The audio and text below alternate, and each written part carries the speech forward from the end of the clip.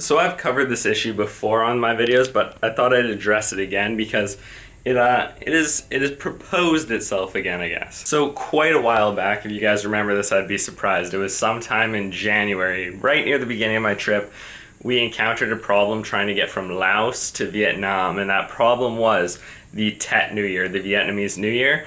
It was totally messing with transportation, bookings, dorm, anything along those lines was messed with. For example, when we got to Hanoi in Vietnam finally, most of the stores were closed. It's just the holidays are taken very seriously here, and so when trying to travel or backpack during those holidays, it can be kind of tough. Now fast forward to April, we haven't really had any issues. Most holidays don't happen in between then, but now it's Easter.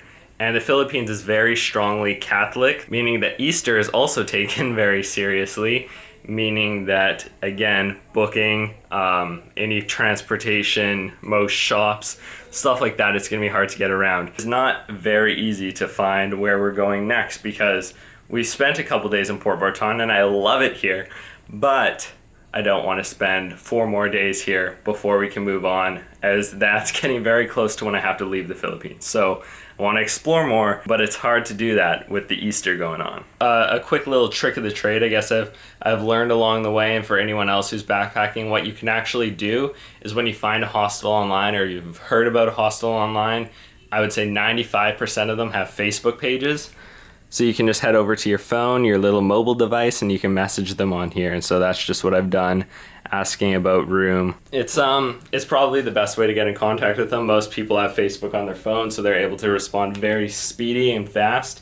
So hopefully we'll get this sorted out. One more fun fact, to get into this room, our room, to film this, I actually had to break in through this window. I popped it open from the outside and climbed in. Marie and Nick are out for breakfast, so I'm alone and I wanted to film this, so I did a little bit of sneaky action. It's time to go. Nick, can you film my back? The sunburn is destroying my back. Look at all my skin falling off.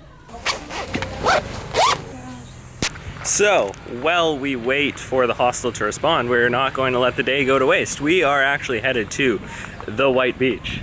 Nick, Marie, and myself, we're going to walk down the beach and hopefully hit a really cool one. Apparently it's one of the nicer ones in Port Barton. It's a 45-minute, what they have told me, a beautiful walk. So we saw this mother hen with all these chicks, and there's that one little black one has a broken leg or a hurt leg. Yesterday it was like getting left behind, but it is still with the squad today. Marie had said, I don't know much about chickens, but she had said that if one gets left behind or whatever, the mom doesn't care about it. Yeah, that was sad, but she was counting them. Yeah. Yeah. So maybe we should have done this during low tide, but we got to cross the river now. I don't think it's that deep, but apparently it's right around the corner, and then just keep walking. Made it! Not bad. Just up to like your knees or whatever.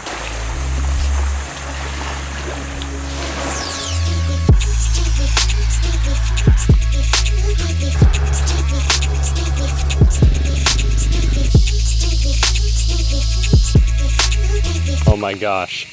Piglet. Right there. Look at all the piglets. Oh my gosh. Day 37. It's getting hard to walk now. It's a bit too hot outside. Walking up a hill. Life is rough. We're coming up on destination number 1, numero uno, and this is Coconut Beach. So right before White Beach, which is what we are eventually headed to. This is the beach that is filled with coconut trees. And this is like what I have in mind when I think of Palawan, like breathtaking landscapes. Look at that water. And a beach with no one on it, even better. This is tropical. This is what tropical is. This is literally unreal. So cool. It's somewhat rare to have a beach like this in Southeast Asia to yourself. Usually any beach that's beautiful or well known is like packed, but for some reason we're the only people here, which makes it even more cool.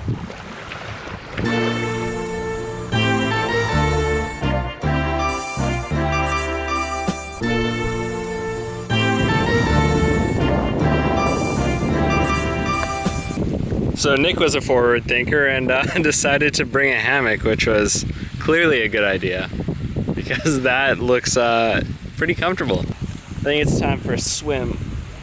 Hopefully we'll get all the dry skin off my pack.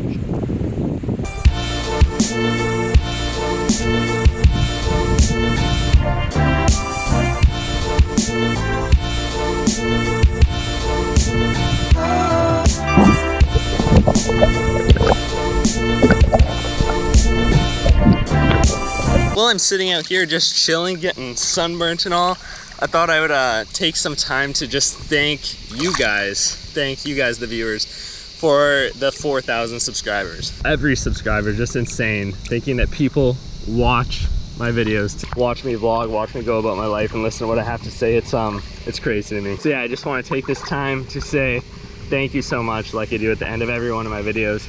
And the support that all of you give me is insane. It doesn't go unnoticed. I'm up like 1,000 subscribers since I left on this trip, so that is amazing. Hello to all you new 1,000 people.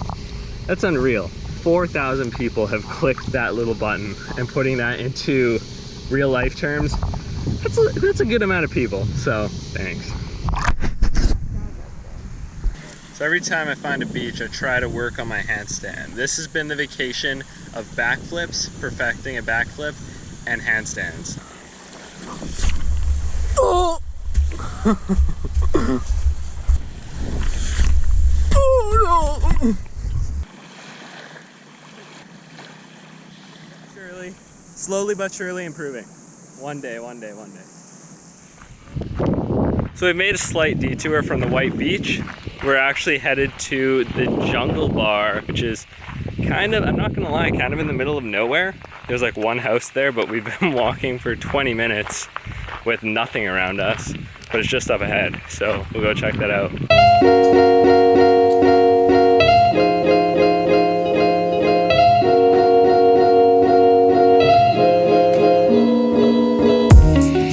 The Jungle Bar was a great success, and we never ended up staying very long at the White Beach. We went to check it out.